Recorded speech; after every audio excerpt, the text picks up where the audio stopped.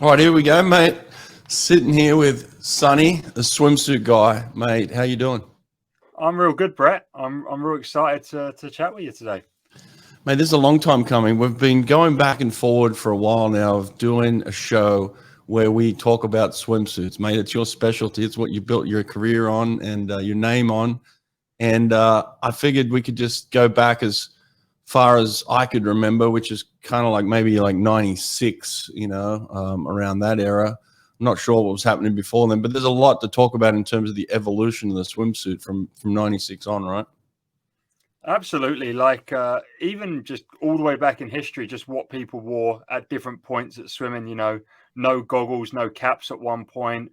Men used to wear like knee skin woolen things in like the 30s. And then obviously, when you started to come into your sprint prominence, we got the excitement of the briefs moving to the bodysuits and the materials getting a lot better. And it all happened pretty quick as well. Why did you decide to call yourself the swimsuit guy and start this swimsuit channel? So, I mean, I've said it here and there, but I kind of started this channel just because I wanted a way to maybe get suits for free because they're bloody expensive. And, I used to review high-end audio and headphones and stuff, and companies would send you samples to review. And I really wanted to like test out all the race suits and find out which one was the best. But if I'd done that out of my own pocket, I would have been broke really quickly because, they're like £200 plus. Some of the suits now are like £300, £350, which in dollars is like, $400. So if you try and, test all these suits out just for the good of the world, you're in trouble. But yeah, I sort of started the channel and my mate said, well, why don't you be the swimsuit guy? And I didn't know if it would grow, if it would catch on or what. And I just sort of went, yeah, that makes sense, right? I'm going to review swimsuits.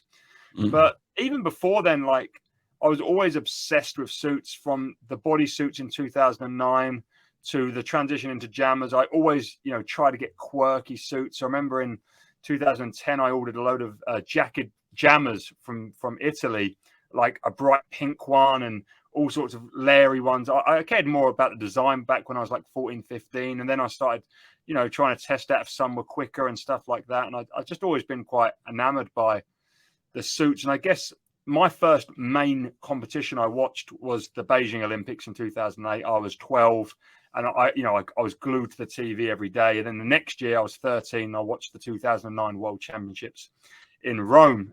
So I guess my entry into high level swimming was surrounded by swimsuits in all ways. That was the boom of the plastic suit, the shiny suit. Yeah. Well, as far back as my memory can go, I can remember swimming in a brief, right? Like that was kind of the thing when I was growing up. The brief was the thing. Now, the brief did evolve a little bit into kind of like this Aquablade type material. And I actually have one here. This one's actually labeled Sydney 2000. This is kind of the first real brief that I can remember that had any type of kind of real fit, real comfort, and you kind of felt fast in it. Like most briefs were kind of a little baggy, they weren't tight fitting. The Aquablade from Speedo is the first one that I can remember feeling like I was in a racing suit, and look, I went over to the US in 97. I ended up winning the 50 freestyle at the NCAA championships that year. And I can remember swimming in something like this, very, very sharp and fast. So this Aquablade was around probably from around 96, I would imagine, all the way up through 99. I think this was kind of the thing that most people swam in. Is that your best recollection too? Yeah, I think that's spot on, Brett. And, towards 2000, they did then move from the brief of the Aquablade into, the jammer, the leg skin, the bodysuit. But yeah, the original was the brief. It was like, and then vertical stripes that they have like I don't know, what would you say the feeling is in your hand when the Aquablade? It's kind of, it's silky, it kind of feels silky. Like it does feel slick. And that's the thing I can remember about is like, it felt comfortable on my body and it felt slick. It felt like a racing suit, Yeah. And while it didn't do things like compression we talk about today, it still did, hug the contours of your body. And that was like, I guess a big step And it was the first time, I guess, that any brand had thought, well, why don't we try and make a suit that's faster for swimmers, you know? And Speedo with the Aquablade, and I think they call it the Aqualab. That's their sort of like place where they design their suits. The Aquablade was the first of what has been a long line of tech suits, which obviously led to, in 2000, the next suit, which was the Fastskin One, or just the Fastskin, I guess. Yeah, and in terms of companies, I guess, you know, for us, I guess Arena was around for sure, but Arena wasn't like big time in Australia. Speedo was the thing, you know, like we just wore Speedo. That was kind of the go-to. The Australian swim team was sponsored in somehow, some way by Speedo. A lot of the individual athletes were Speedo. So really, there wasn't a lot of competition in the swimsuit area, especially in Australia. I'm sure it's probably similar in America, maybe in Europe. Arena kind of had a grip there a little bit.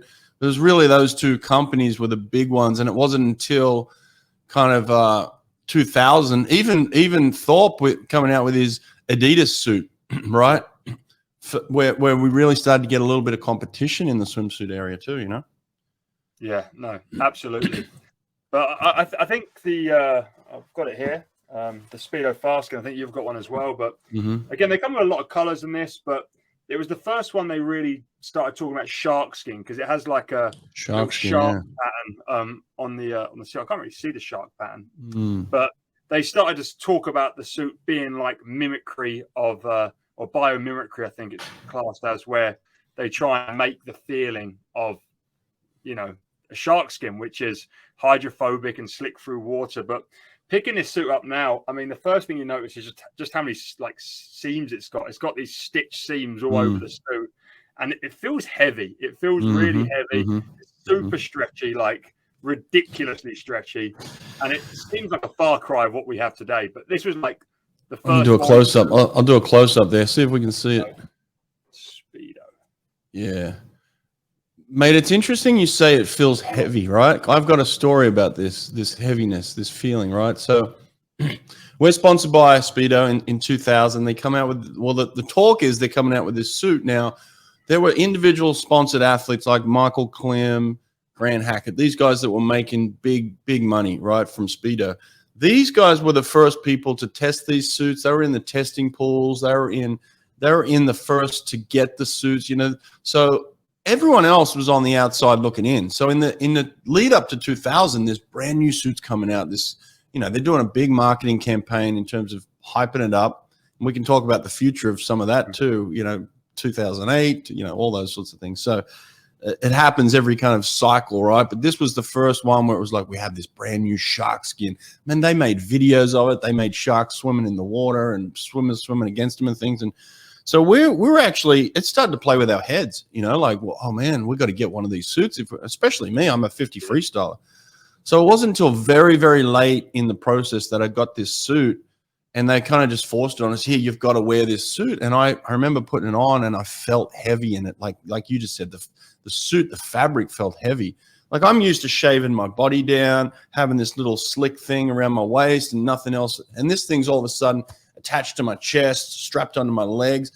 I felt really heavy with it. And I actually pushed back on Speedo, and I said to them, look, I'm very comfortable in the Aquablade. I want to continue to swim in the Aquablade. I'm not going to swim in that at the Olympics. This is my Olympic Games. So I actually forced Speedo to make me a personalized Aquablade for the Sydney 2000. So if you have a look here, let's check this out. Let's go in here. So this is my Sydney 2000 Aquablade. I'm going to go full screen on this one so we can see it. Look at this. Look at that. That's a full screen. Oh, that it went down to my knees because I didn't like the feeling of that. It was a zipper in the back here. This one's actually still got its tag on it. I didn't actually use this one. I'll show you the one I actually used at the games. This is the one I swam in at the Olympics. So in 2000, I just love the feeling of that slickness and that silkiness. And I forced Speedo to make me my own personalized Aquablade for the Sydney Olympics. And if you go back and watch the games, everyone else is swimming in that big shark skin thing. So maybe when in my recollection saying that they did an Aquablade and everything but the brief, maybe I'm wrong. I think I am wrong, and they just made you the knee skin, which is why I knew the knee skin existed because I've seen videos of you wearing it. Mate, I think they made this for me personally. I don't think anyone else has one of these, and this one still has the tag on it. So you can imagine the price tag of this thing. This one is an authentic Sydney 2000, never been worn, personalized Aquablade from Speedo. No one else in existence, right there. That's so cool. That's so cool. And I don't know. I think we're quite similar, Brett, in terms of caring about what we wear in suits, and we'll get to 2009 later and what your team and stuff. But I guess a lot of people just do what they're told. They're given a Fastskin one. You wear this suit, and even back then you were probably like, "This is thicker and heavier than the Aquablade. Why are we doing the Fastskin? Why can't we do the Aquablade?" But obviously, if enough people had said it, Speedo wouldn't have had a good look because they wanted everyone wearing the Fastskin. That was their suit, right? Actually, funny thing is, I actually got an Aquablade from Bill Pilczuk. Bill Pilczuk won the '97 World Championships, and he actually gave me his suit that he wore. I think he wore this suit at the '99 Pan Pacs. He wore it somewhere, but anyway, he gave me his suit to wear at the 2000 Olympic trials, and here it is. Here, this is another one of those special suits, right? This one says USA Swimming on it. If you go back and look at myself winning the Australian Championships at the 2000, I'll go full screen again, the 2000 Olympic trials, I'm celebrating winning the Australian Olympic trials in a USA Swimming swimsuit Aquablade again. And I did my best time. So I went from like a 22.7 down to a 22.2 in this, broke the Australian record in this thing. Dropped half a second, and I said to myself, "No, I've got to have one of these for the Olympics." So that was the thing that did it for me. But yeah, another one of those rare ones in existence here. I don't know if there's many of those floating around, but that's Bill Pilczuk's suit. He gave that one to me, and then I replicated it for 2000. So yeah, listen, mate.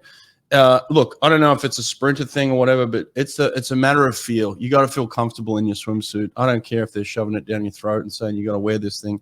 If you're not comfortable in it on race day, you're shot, aren't you? No, absolutely. And just quickly on a little bit of a tangent, but you'll remember as well in terms of comfort, but a guy you raced, Mark Foster, used to wear the Diana suits, and he had the zip on the front, which might have been for a number of reasons. You just like the look of it, but whatever. But it's the same sort of thing, and that was another personalized thing, that he was the only guy wearing a front zipped suit, and that was a brand that doesn't exist anymore, or at least I don't think it has any prominence. But Diana was kind of pretty big back in the day in Europe and the UK, and they made a lot of bodysuits. Probably like almost Arena are today now. Diana was. Yeah, Diana came into it a little bit. Yeah, definitely. I remember the Mark Foster suit. I raced Foz in 2002 at the Commonwealth Games. And I remember he stood up on the block and he had this zip at the front. I remember he had his chest out, and I remember he just like zipping it up really slowly for dramatic purposes. And it was awesome. I think I've got a picture of him back there, but he doesn't have the suit on, but yeah. That was a cool one. So I think that's where we started to get some different suit companies come in and play with a little competition there. But I think for the most part, that's where it started, right? The evolution of the swimsuit really started with that shark skin, whatever they called it, in 2000, and that was the hype. And then it was like, okay, technology now is really part of swimming, and it really started to take off. And I remember even Alex Popov pushing back and saying, I'm not wearing these suits. I'm gonna swim in a brief, right? Popov would swim in a brief and say, I'm gonna beat everybody in a suit. And it wasn't until I think 2000 and maybe 2003, 2004, where he kind of gave into the suit and was like, all right, I'm gonna put myself in a competitive situation here, Yeah, it's a crazy thing, because he used to wear just the briefs and no cap even, and he weren't shaved, like he weren't like Michael Klim or one of these guys that wore no hat, but had no hair. He had like normal hair, and it's like, that's crazy, right? Why would you put yourself in that situation? But I guess it's kind of like, if I can beat everyone in this situation, I just look way cooler and way more alpha just by sort of beating all these guys in a full bodysuit. Yeah, right. I got some stuff from 2004. Have you got anything from around that era? I haven't got anything from 2004. I actually have got an epic suit that you sent me to do a giveaway on, which I'm going to do soon, but that's not here. But I kind of see like 2000 to 2007 as like a really slow progress, because 2004, again, new Olympic cycle, and I'm presuming you're going to have one there, was the Fastskin 2, the FS2, which still had that shark skin. It was, and it was, I don't think it's as heavy as the original Fastskin was, and it has less seams and it's a little slicker. Yeah, then. But well, I just wore the legs in 2004. Yeah. I mean, tell me your thoughts. Did you think it was miles better than the Fastskin and the Aquablade, or it's still much of a likeness, right? It's still a textile fabric. Yeah, it is. It is, and I'll go full screen here. So let's have a look here. So yeah, it's still textile. I think one of the things they did is they started to reduce the seams a little bit, and then it started. I think this is where the compression really came in. Like these suits were starting to get with that compression, so they started to have seams in different spots. I still wasn't super comfortable with the thing being over my chest. I felt like it was just too heavy on me. So I actually went in 2004 just to the full legs. And I actually had success with this suit. I swam at the 2004 Olympics. This is the particular suit that I swam in. And I actually went my best time, 22:07 in this one, 22:07. In fact, just as a little side note here, it's still faster than David Popovich. So I just want to remind David, I'm still faster than you, buddy. Come on, mate. You got to throw the jab in every now and then, Sonny, right? No, yeah. You've got to remind these young guys, absolutely. I think 2004, started to see a lot of weird technology coming to suits. So I don't know if you remember the bodysuit version of the Fastskin 2, but they put like little pimples on the chest. Right. And I think that ended up getting cancelled. That was like the first time FINA started to say, no, we can't have that. And the idea was it created like, turbulence in the water, so you slip through it easier. Tier did a thing where they put like trip wires on the front of their suit and also on their cap. And Tier actually done a thing that were like sleeves. So you could almost basically create the Ian Thorpe suit with the full arms, but without having anything like here. Again, that got banned, and you had to wear one piece. You couldn't wear arms and legs as like a two-piece sort of race suit. But I remember some weird sort of technological jumps, but none of them that really stuck or probably were that great. Yeah, let's talk about the Thorpe suit, because that was one that was unique, right? That was just for Ian Thorpe. It was I take that back. You know what? Jodie Henry actually had a version of her own. She came out, I think, in 2004 in the same suit and won the Olympics. So Adidas was sponsoring Ian Thorpe solely, right? So he comes out with this suit that everybody says is some sort of magical super suit. I did have a chance to feel it, and there was definitely some things that were very unique to the Adidas suit. It didn't feel like some sort of magical special suit by any means, but Ian was the only one in it. And I'll tell you a side note on that. Ian was so protective of his suits, he would actually cut them off so that they couldn't be worn again. So, and I think they were very difficult to get on, and for ease of on and off. But he would cut the suits down the wrist here, and then he would cut them down the ankle so he could just strip them off, but also so that no one else could use them. And then what he would do, he would stuff the suit in his bag so that no one could take a suit. So there's no Ian Thorpe suits out in the world anywhere. He's the only one that has them. He was very protective of them, and that's how he would hold on to his suits. But yeah, interesting story there, eh?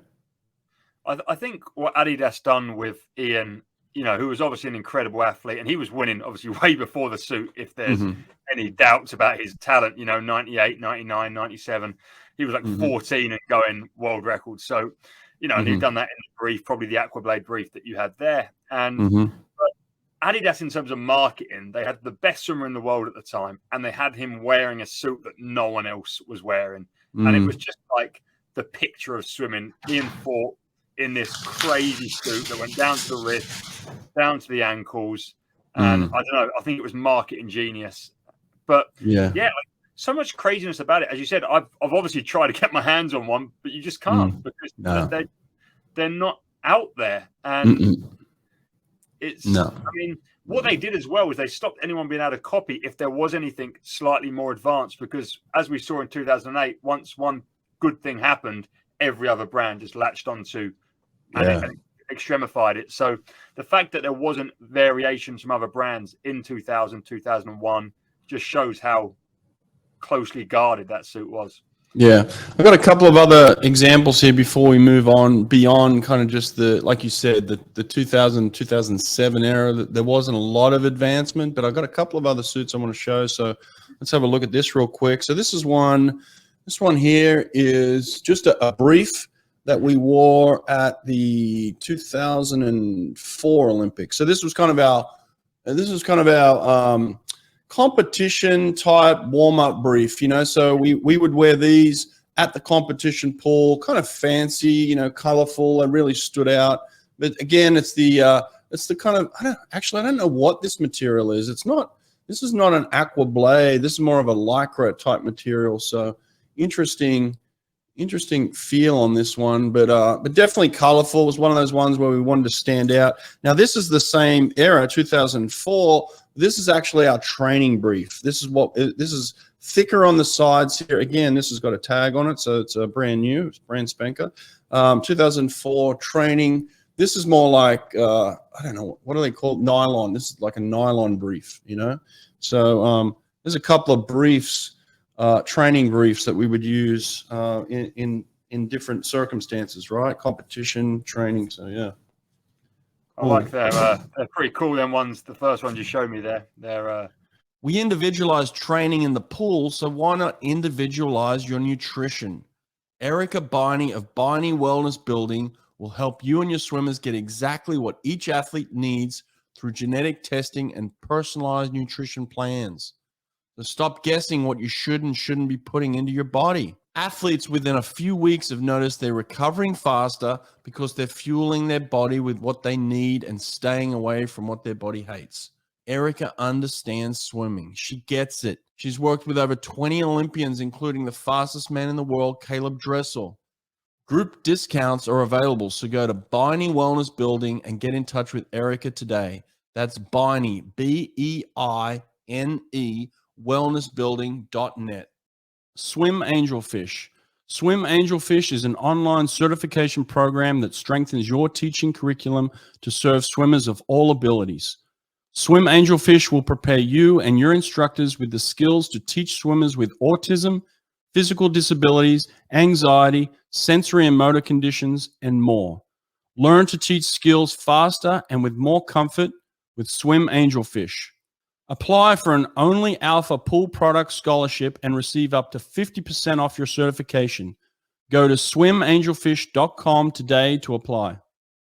And then I'll move on to 2006 real quick. So 2006 was my last competition, Commonwealth Games. I've actually got one here that's still in the package. Let's check this one out, eh? Pull it out of the package. The package.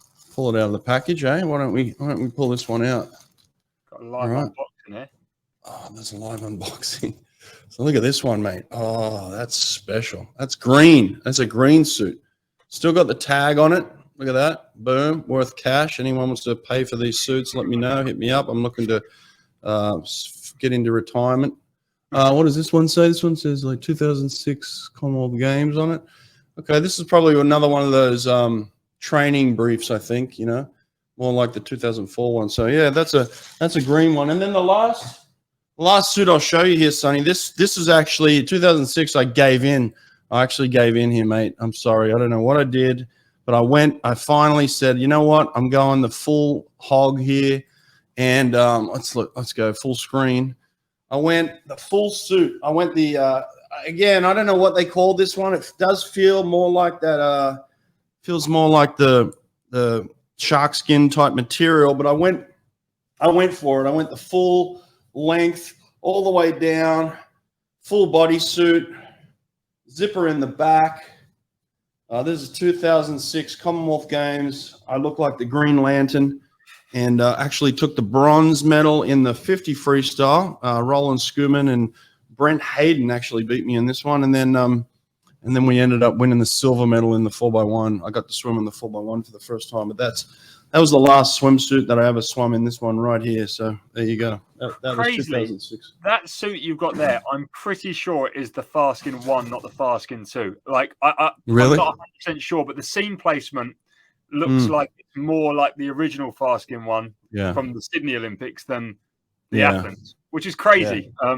I went back. Yeah, maybe they just went back and forward, or maybe I just had some weird thing in my head that I wanted to go back to the old suit. I'll tell you this, Sonny. I got like a bucket of swimsuits that have never been worn. I got so many of these things just sitting around. I'm a bit of a hoarder when it comes to those types of things. You know, my own personal, stuff. Like I didn't hang on to some of my team, my swimmers' competitive stuff. Like I would have loved. I'd love to know where Fred Bousquet's red Jaked from 2009 that he broke the world record in. I need to hit him up and ask him, where's the red suit, mate? Send it to me. I want that suit. That's a winner. But yeah, that was the end of it. So 2008, talk to us about that, mate. What happens then? Well, I still think 2007 was a big jump because I'll go over here. Okay. We had the papery material start to come in, and these suits still feel like the suits do today. Like if you buy the Speedo Laser Pure Valor, the material is not much dissimilar to the Fastskin Pro, and that's this suit that came out in 2007. I love the design of these suits. They were all, I think Australia had green, Canada had red. They were really cool. This was the Arena R Evo, which was the Arena version. People love that one there. That suit there, the sprinters love that thing. Yeah. This one's actually much thinner. If I had to pick one of these suits, I'd take the Arena over the Speedo suit here. This one has bonded seams as well. The Speedo still didn't have bonded seams. It still had them stitched seams, which seems like obscure today. You get that in budget suits. And that, to me, was like the biggest material advancement we had. And then, obviously, Speedo went one step further. They went to bonded seams in 2008. They worked with NASA, which was the massive marketing. And they put these polyurethane panels on 30% of the suit, which was strategic, as they said. And it left you almost having to wear a Speedo laser bodysuit in 2008. And, you was coaching at the Olympics there. You saw it firsthand. So, I'd love to hear what the talk was. Mate, I actually think I told this story in my Cesar Cielo, interview with him, podcast we did. So go back and listen to that, anybody. That was kind of the detailing of the madness of 2008. But it was like a suit frenzy, right? Like this new suit was coming out. It was super expensive, but it was a game changer. If you weren't in it, you were done. You were dead. And everybody kind of knew it in the lead up. Like this technology was just too advanced, too good. And if you didn't have it, you were going to be left on the blocks. And so we knew it, and we fought. We get to the Olympics in 2008, and we have to stand in lines. I mean, we haven't seen this suit. We haven't felt this suit. We haven't raced in this suit. We're at the Olympic Games, and we're standing in a line at the venue. At the venue, we're standing in lines to get suits, and we still don't have any guarantee. And they say to us, okay, wherever you're from, everybody can have one suit until we run out. One suit you're allowed. So the panic amongst the athletes, and I'm not just talking about myself, the panic amongst the athletes was just as high as it possibly can get. You knew that if you didn't have a suit, you were done. And Speedo had control of the market then. I think the other suit companies had some suits, and there was a Blue 70, right? Like this Blue 70 was out, and it was kind of all the talk. Do you have one of those? That's the Blue 70. Oh, the Blue 70, yeah.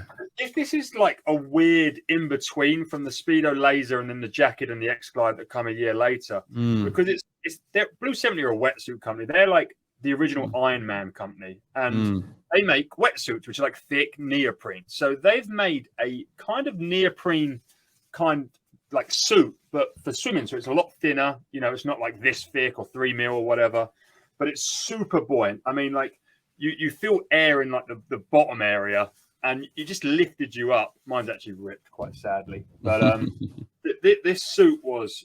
Yeah, that was the thing. That was the other thing. Is the rip was the fear, right? And it was pretty easy to put a nail through it because they were so tight and so compressed that it took about 45 minutes to get some of these suits on, these big boys.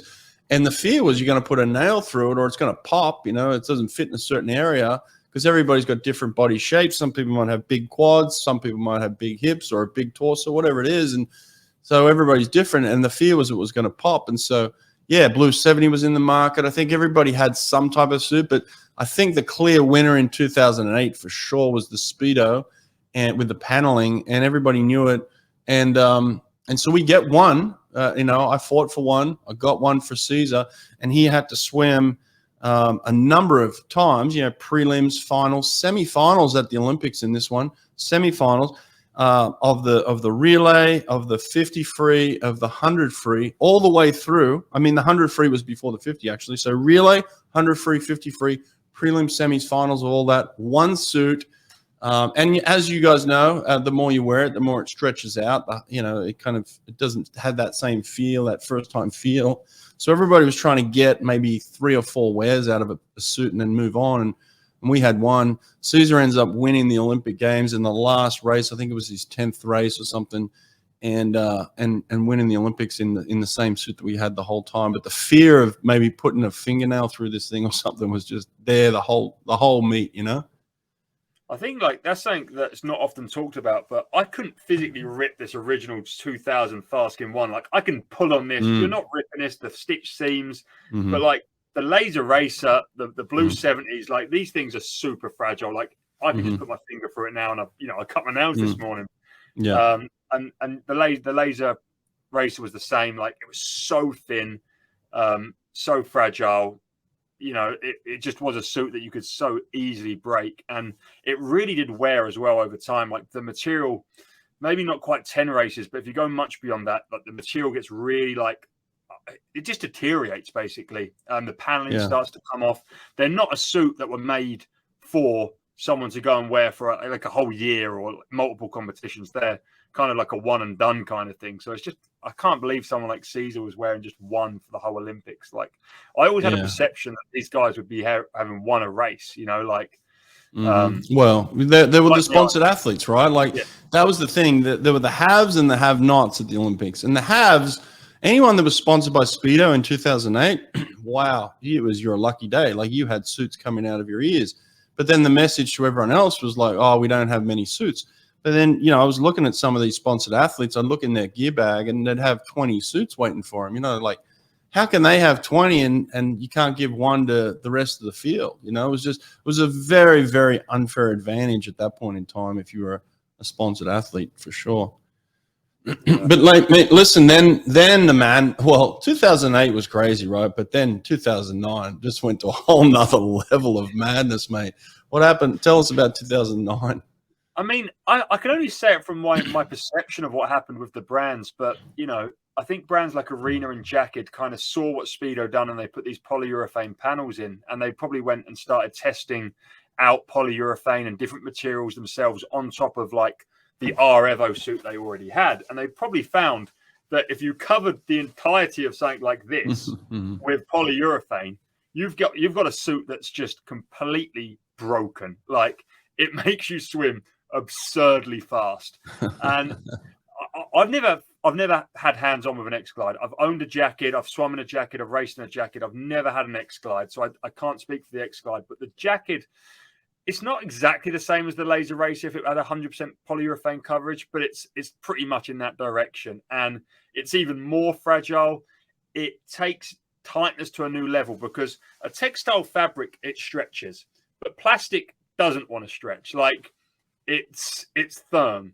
So any kind of stretching or, extra pull when you put it on, it rips. And there's so many famous pictures of both men and women behind the blocks trying to cover up their modesty, and because these suits would rip. But long story short, they covered these suits with all of this plastic material, this polyurethane, and you got a suit that made you float. It made you swim so much faster. It was more hydrophobic, and it was just, world record after world record. And FINA got weird. They started trying to manage it. So there's all sorts of things. And I'd love to hear what you have to say about the French championships, where both Fred and Alan broke a record, which still stands as the European record maybe today, but isn't ratified by FINA because they wore a suit that wasn't quite yet ratified. And then Arena had to So the original X Glide was 100% this polyurethane, and then they done a later version that was worn in Rome, which had a strip down the side of textile, because that was their way of getting around Thena's quick.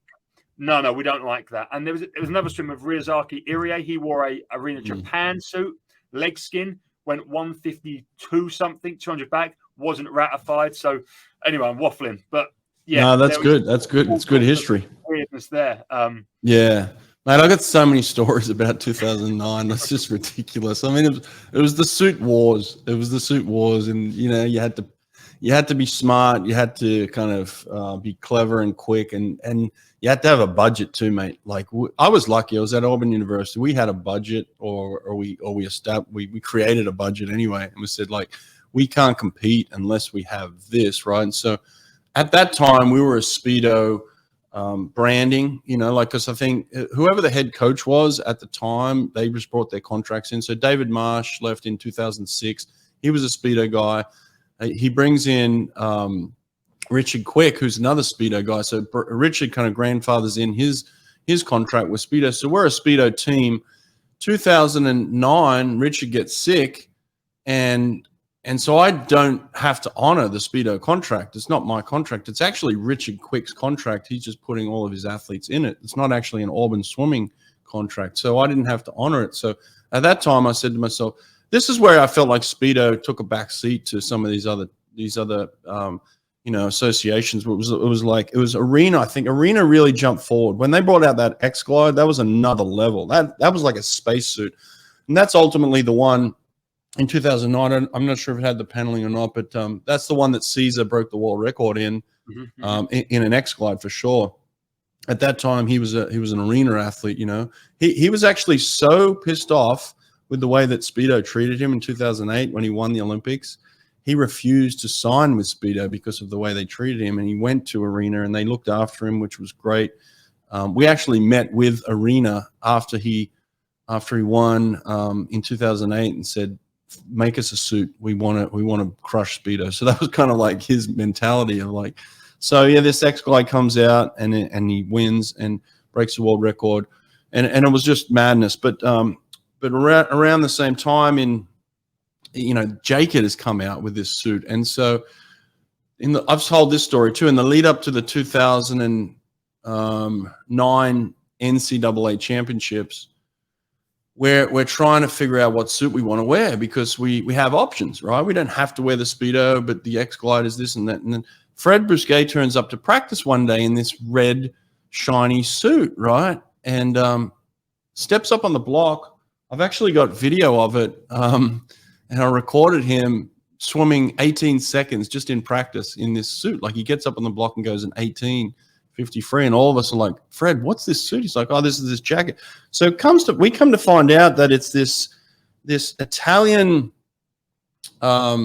fashion label. Like, they're in fashion. That's what they make. They make clothes, and yet they've got this fabric, and they kind of experiment with it, and they make a swimsuit around the same time. It was like two dudes in Italy, just some small fashion label. Anyway, they create this suit. So I said to Fred, well, put me in touch with him. Long story short, we talked to him and said, hey, I didn't want to overinvest because I wasn't exactly sure if it was the suit of the suit. I wanted to give my team options. But it was literally about a couple of weeks before NCAAs. Anyway, we get 8 suits. It cost me like $3,000. And I said, all right, I'm prepared to lose $3,000. And so what I wanted to do is say to the guys, like, all right, I've got these 8 suits. I've got 20 of these Speedo suits, and I've got, 10 X Glides kind of thing, whatever it was. And so it was like, I gave them options, but every single one of them wanted the jacket. So we get them the night of the night before NCAA starts, kind of thing. And we're parading around, and people are putting them on in the the hotel. Like, we're walking around the hotel. Guys are walking around in these shots. We had a gold one, we had a silver one, we had a red one.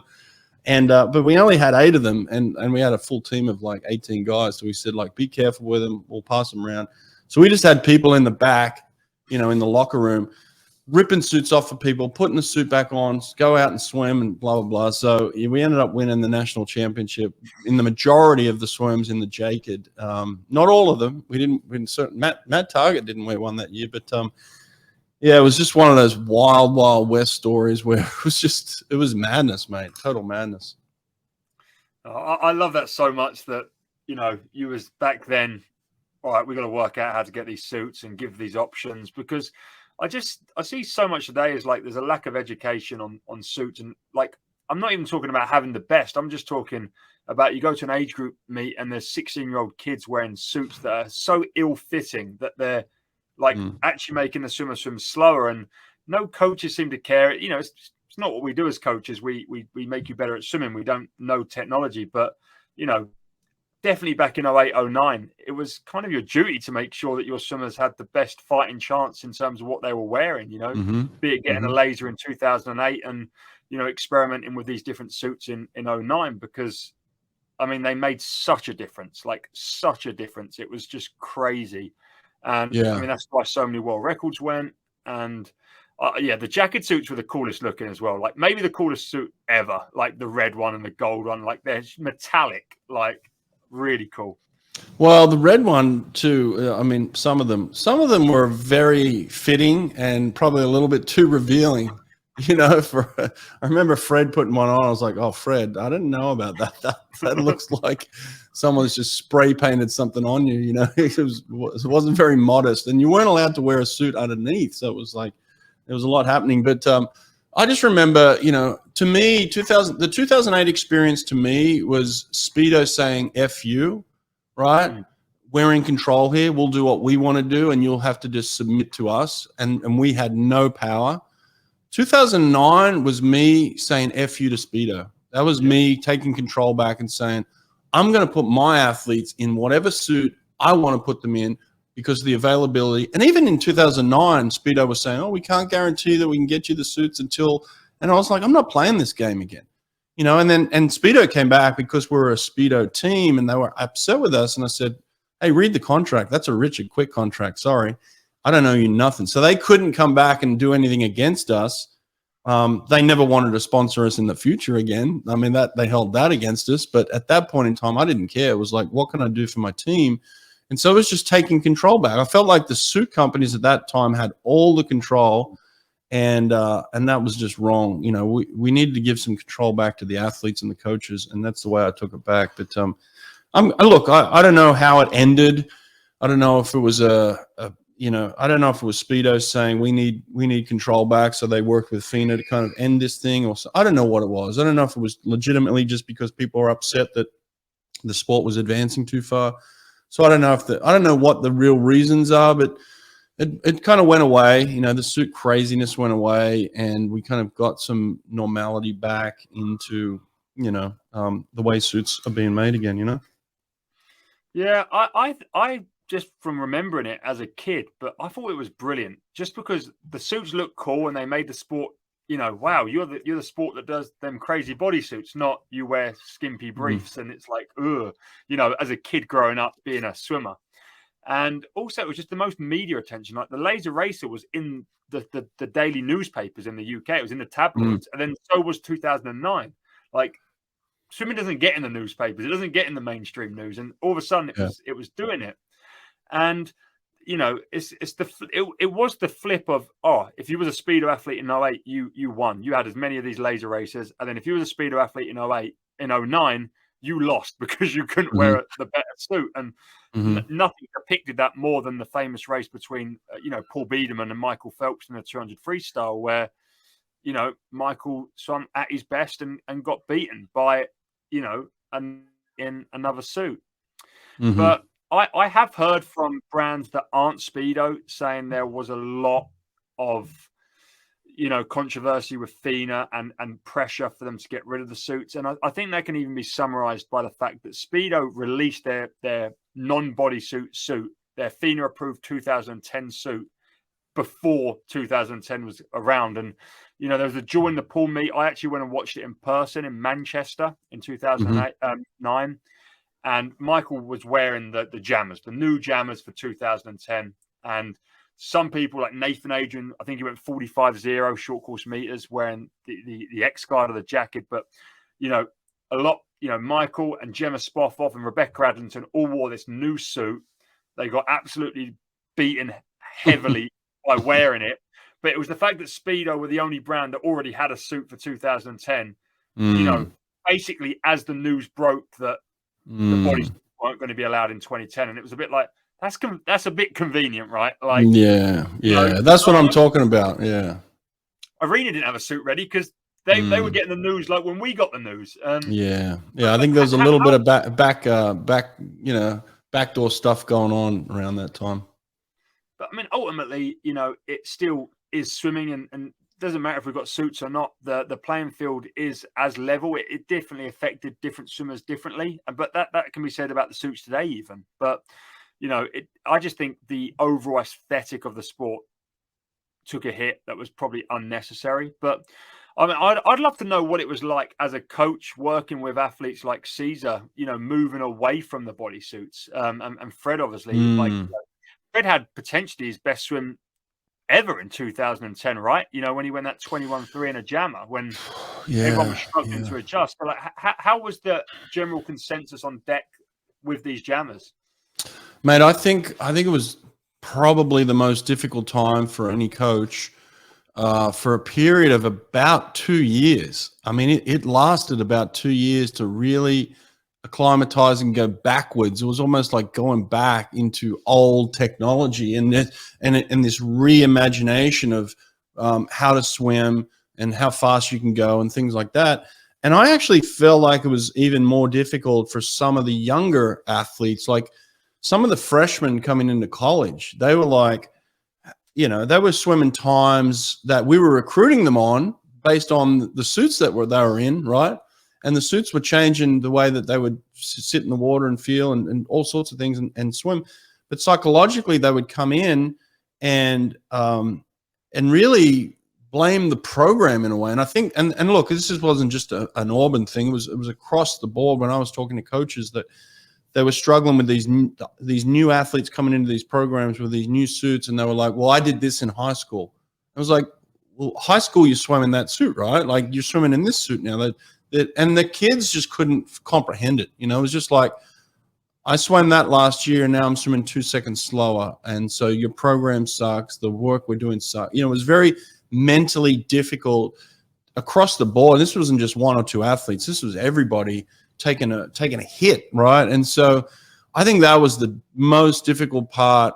You know, if you're an experienced swimmer, you understand what that suit was doing because you didn't swim in that suit a few years before that. You know, like you were swimming and then this suit came along and made you feel a certain way. And then when you went back, you're like, oh yeah, that's right. That's why I used to feel. That's why I used to swim. But it was the younger generation that I felt had the most difficulty with it for sure. And I think it was a period of at least 2 years that we really had to overcome and do a lot of psychological work, a lot of team meetings, a lot of talking, constantly having to reassure them that they're doing the right things, they're on track, or they have to adjust a certain way to feel a certain way in the water and things like that. So yeah, it was a very difficult period, man, for sure. Okay, introducing our newest sponsor, Swimtraxx. Swimtraxx is the smartest swim-specific tracker ever. It registers a ton of swim data that is translated into valuable real-time insights. It tracks the 3 most important data points for coaches and swimmers: time, heart rate, and stroke rate.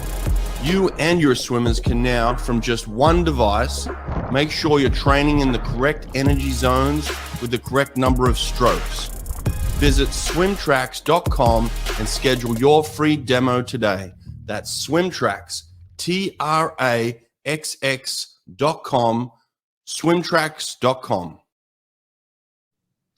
Yeah, I mean, I was lucky. I was 14, so I had a blue 70 and I swam PBs. And I remember the January 2010, we had the county championships, and I got, you know, this new jammer, and I was like, cool, this doesn't feel great. And I swam PBs first meet because I was, you know, I just turned 15 or whatever, and you know what it's like when you're 15. You know, I could have probably worn a drag suit and swum PBs. So I really didn't have that impact because I was that little bit younger again. But I remember from watching swimming, you know, again, because that's all I'd done at that point is I'd watch the world champs and stuff on TV. And I just remember being like, this is so deflating because it's so much slower. Like we can talk about another topic altogether, but getting people to want to watch swimming. But fast swimming is like the best thing to watch. No one wants to see, slow races. They want to see world records and PBs, and we just lost that for so many years. Like, it doesn't matter if it was the same guy winning races. They were winning races,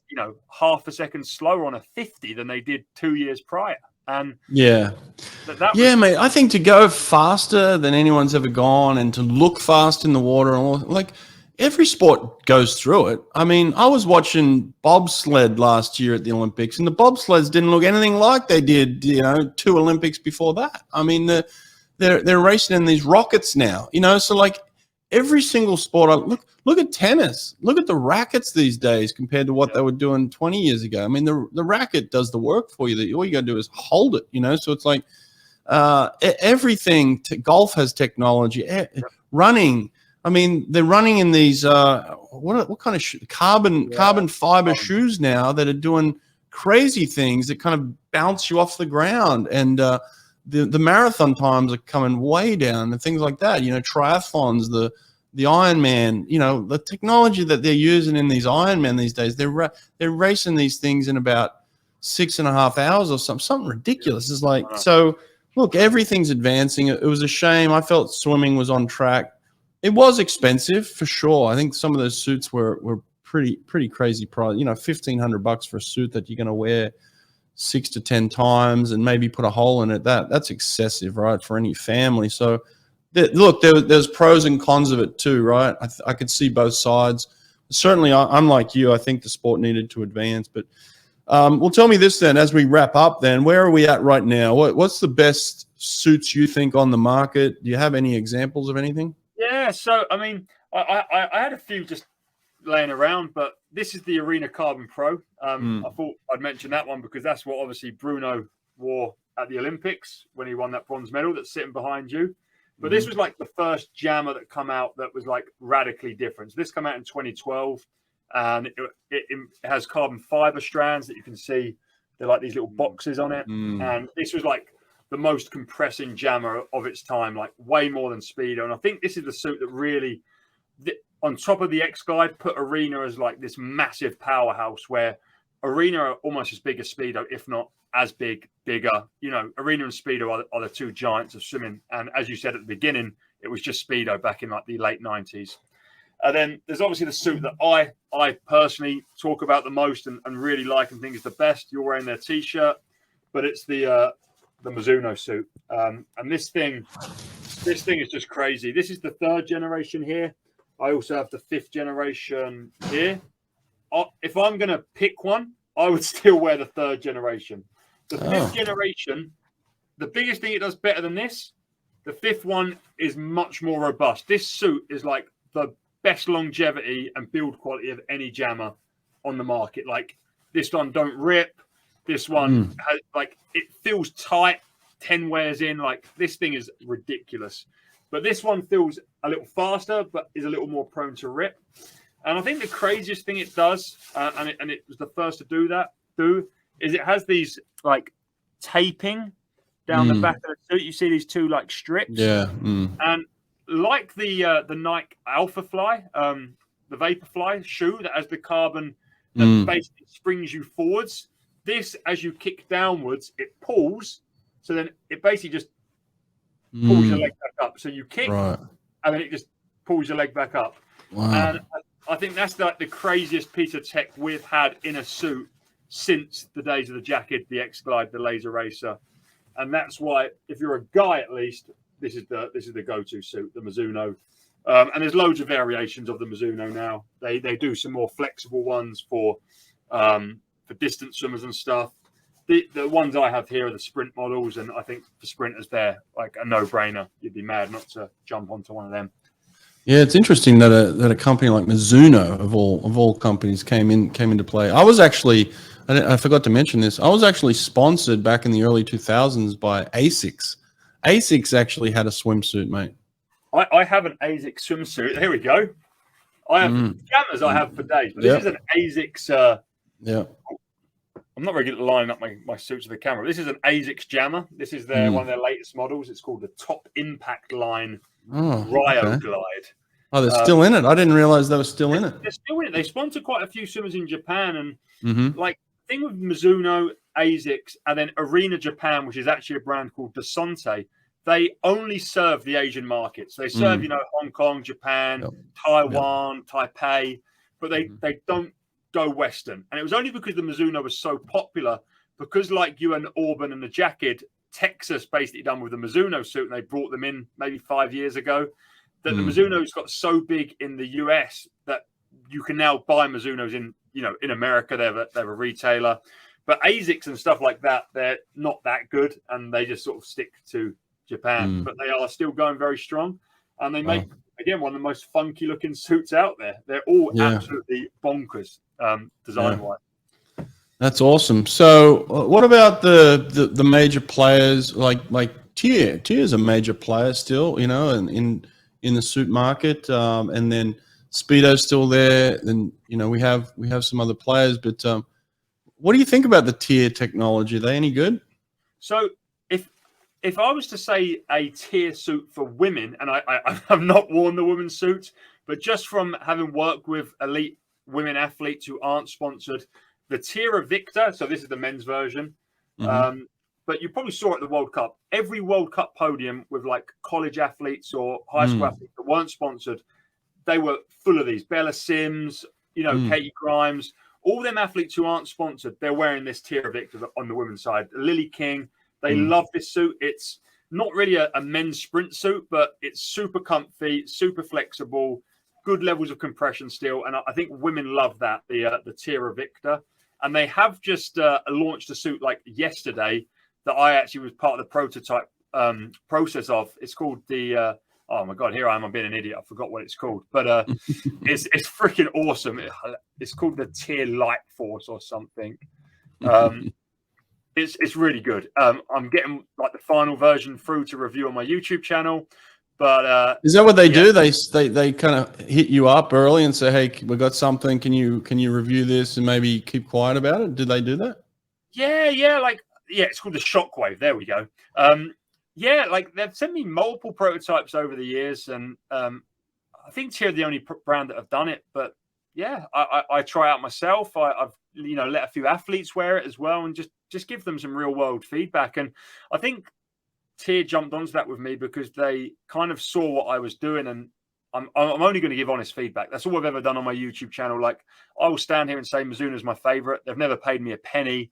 They've never asked me to say anything I've not wanted to say. And why don't they pay you a penny, mate? If you're saying that you're their favorite, like, what? They should be paying you a penny. But I don't really want that. I know it sounds absurd, but I like talking about Speedo. I like talking about Arena, and I think all the brands have something to offer. And also, for what I'm doing in terms of making content, I can't, just say I'm a Mizuno guy. Most of my wardrobe is Arena stuff. Arena as a brand are brilliant. Like, they make the best clothing, in my opinion. They make a lot of the best training aids. They're a great brand. They're my favorite goggles. Mizuno goggles suck. Like, straight up, they suck. Like, get your hands on a pair of Mizuno goggles, you will like pull them off and throw them in the bin. So there's more to it in my mind than just, all right, Mizuno are great, let's just get in bed with them and call it a day. I've probably got some Speedo suits here as well. I think the Arena suits are like pretty middle of the road. Like, they're just really solid options. Like, you won't go wrong with them, but they're not quite the best. But again, people love them, and it is, Brett. It's no different to you back in 2000 saying I want an Aquablade when half your team would have been like, really? We love the basket, So, and it's the same with suits. I can tell you that I think the Mizuno is the best, but you could try them all out tomorrow and be like, you're off your head, Sonny. So yeah, there's definitely personal preference in there. It's nice to have options now. Is there anything? Is there any kind of inside technology that's coming out in the future that is blowing your mind that maybe you can't talk about? But like, do you know of anything in the future that's like, oh wow, this is kind of another level? So I don't know much really about it, but I was talking to Siobhan Hawke, the women's 200 freestyler world record holder, short course. And she's sponsored by Arena, but mostly the Arena Japan side, which is, again, completely different to like the carbon suits we get here in the West. And she said that she's been testing. I don't even know if I can say this, but I don't know any intricacies of it. Say it.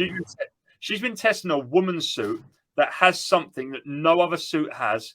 And when it's released, it's going to be a woman's only suit. Like, it's not going to be a jammer. It's just going to be a woman's knee skin. She said it's mental. Like, she says it's brilliant. She's been trying all the prototypes. She's part of the, you know, the design process of it. And she said, when this launches, I think it's for Paris Olympics. We might be a year away soon. So if you don't hear about it for another, 6 months, that's not a surprise. But she said it's going to be like a game changer in women's suits, which kind of makes sense because they've got this whole torso area to play with in terms of technology, right? Yeah, there we go. See, if everyone hung on to the 58-minute mark, you got some inside info there for Paris Olympics. Maybe there's always something coming out for the Olympics. There's always somebody dropping. Like I told you, 2000, 2004, 2008, even 12. Yeah, the Olympic is kind of like that drop that they want to put some new technology out, and they start testing things 2 years, 3 years out. So it doesn't surprise me that they're onto something. So interesting. Yeah, looking forward to it. But mate, this has been fun to catch up. Good hour of suit reviewing here. Some suits that have never been seen before, suits that have never been worn before. It might have a price tag on them, and yeah. And if you're a company out there that likes to get their suits reviewed, mate, I would be hitting up Sonny and getting him the suits and getting some reviews. Mate, I love your channel, love what you're doing, and appreciate this today. All right. Cheers, Brett. Awesome. Thanks, mate. Take care. See you guys.